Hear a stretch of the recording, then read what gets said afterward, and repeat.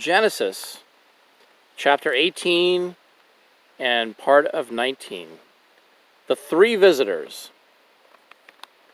The Lord appeared to Abraham near the great tree of Mamre, while he was sitting at the entrance of his tent at the heat of the day. Abraham looked up, and he saw the three men standing nearby. When he saw them, he hurried from the entrance of his tent to meet them and bowed low to the ground. He said, "If I have found favor in your eyes, my Lord, do not pass your servant by. Let a little water be brought, and then you may all wash your feet and rest under the tree. Let me get you something to eat so that you can refresh yourselves, and then go on your way, now that you have come to your servant." "Very well," they answered, "do as you say." So Abraham hurried into the tent to Sarah. "Quick," he said, "get 3 sheaves of fine flour and knead it and bake some bread."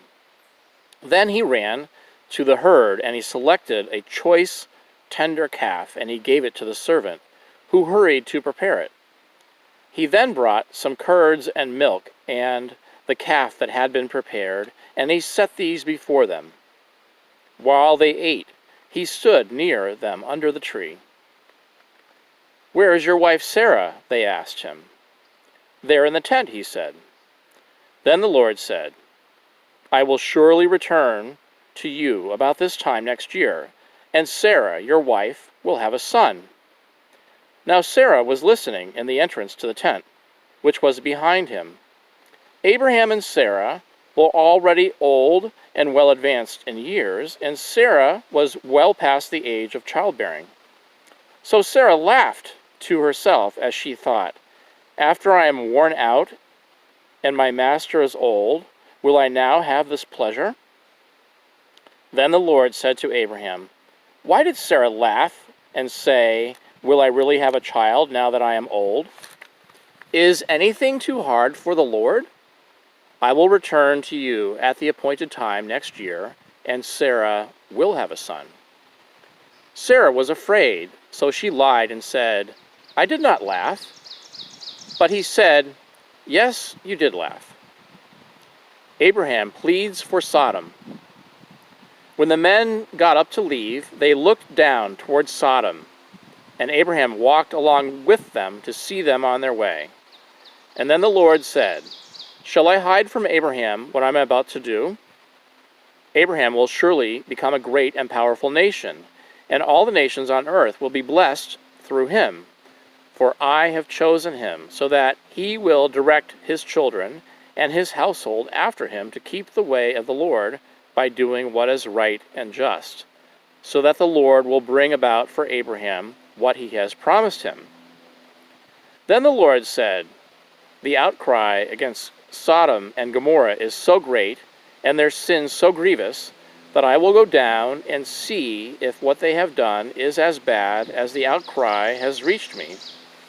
If not, I will know." The men turned away and went toward Sodom, but Abraham remained standing before the Lord. And then Abraham approached him and said, "Will you sweep away the righteous with the unrighteous? What if there are 50 righteous people in this city? Will you really sweep it away and not spare the place for the sake of 50 righteous people in it? Far be it from you to do such a thing, to kill the righteous with the wicked, treating the righteous and the wicked alike. Far be it from you. Will you not, the judge of all the earth, do right?" The Lord said, "If I find 50 righteous people in the city of Sodom, I will spare the whole place for their sake." Then Abraham spoke up again, "Now that I have been so bold as to speak to the Lord, though I am nothing but dust and ashes, what if the number of righteous is 5 less than 50? Will you destroy the whole city because of 5 people? If I find 45 there," he said, "I will not destroy it." Once again he spoke to him, "What if only 40 are found there?" He said, "For the sake of 40, I will not do it." Then he said, "May the Lord not be angry, but let me speak. What if only 30 can be found there?" He answered, "I will not do it if I find 30 there." Abraham said, "Now that I have been so bold as to speak to the Lord, what if only 20 can be found there?" He said, "For the sake of 20, I will not destroy it." Then he said, "May the Lord not be angry, but let me speak just once more. What if only 10 can be found there?" He answered, "For the sake of 10, I will not destroy it." When the Lord had finished speaking with Abraham, he left, and Abraham returned home. Chapter 19. Sodom and Gomorrah destroyed. The two angels arrived at Sodom in the evening, and Lot was sitting in the gateway of the city. When he saw them, he got up to meet them, and he bowed down with his face to the ground. "My lords," he said, "please turn aside to your servant's house. You can wash your feet and spend the night, and then go on your way early in the morning." "No," they answered, "we will spend the night in the square." But he insisted so strongly that they did go with him and entered his house. He prepared a meal for them, baking bread without yeast, and they ate. Before they had gone to bed, all the men from every part of the city of Sodom, both young and old, surrounded the house. They called out to Lot, "Where are the men who came to you tonight? Bring them out to us so that we can have sex with them." Lot went outside to meet them and shut the door behind him and said, "No, my friends, don't do this wicked thing. Look, I have 2 daughters who have never slept with a man. Let me bring them out to you, and you can do what you like with them. But don't do anything to these men, for they have come under the protection of my roof." "Get out of our way," they replied. And they said, "This fellow came here as an alien, and now he wants to play the judge? We'll treat him worse than them." They kept bringing pressure on Lot and moved forward to break down the door, but the men inside reached out and pulled Lot back into the house and shut the door. Then they struck the men who were outside the door of the house with blindness, young and old, so that they could not find the door. The 2 men said to Lot, "Do you have anyone else here, sons-in-law or sons or daughters or anyone else in the city who belongs to you? Get them out of here, because we are going to destroy this place. The outcry of the Lord against its people is so great that he has sent us to destroy it." So Lot went out, and he spoke to his sons-in-law, who were pledged to marry his daughters. He said, "Hurry and get out of this place, because the Lord is about to destroy the city." But the sons-in-law thought he was joking. With the coming of dawn, the angels urged Lot, saying, "Hurry, take your wife and your daughters who are here. You will be swept away when the city is punished if you do not leave now." When he hesitated, the men grasped his hand and the hands of his wife and his 2 daughters and led them to safety out of the city, for the Lord was merciful to them.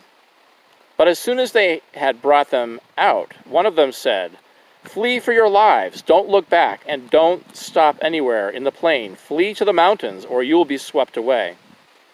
But Lot said to them, "No, my lords, please. Your servant has found favor in your eyes, and you have shown great kindness to me in sparing my life.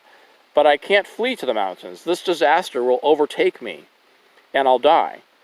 Look, there is a town near enough to run to. It's small. Let me flee to there. It is very small, isn't it? Then my life will be spared."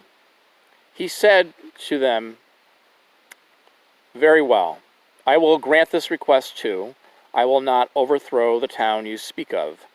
But flee there quickly, because I cannot do anything until you reach it." That is why the town is called Zor. By the time Lot reached Zor, the sun had risen over the land, and then the Lord rained down burning sulfur on Sodom and Gomorrah from the Lord out of heaven. Thus he overthrew those cities and the entire plain, including all those living in the cities and also the vegetation in the land. But Lot's wife looked back, and she became a pillar of salt. Early the next morning, Abraham got up and returned to the place where he had stood before the Lord, and he looked down toward Sodom and Gomorrah, toward all the land of the plain, and he saw dense smoke rising from the land, like smoke from a furnace, and overthrew the cities where Lot had lived.